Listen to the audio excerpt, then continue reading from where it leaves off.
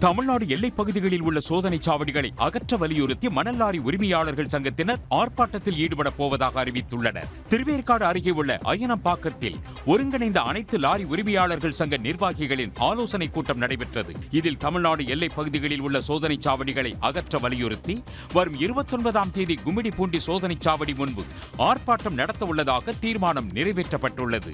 தமிழகம் முழுவதும் இருக்கக்கூடிய check post border check post எடுக்க வேண்டும் என்பதை முன்னிட்டு மாநில லாரி உரிமையாளர் சங்கம் அறிவித்திருக்கும் 29ஆம் தேதி திருவள்ளூர் கும்மிடிப்பூண்டியில் இருக்கக்கூடிய பார்டர் செக்போஸ்டை எடுக்க வேண்டும் என்ற கோரிக்கை வைத்து ஒரு ஆர்ப்பாட்டத்தை மாநில லாரி உரிமையாளர் சங்கம் அறிவித்திருக்கிறது.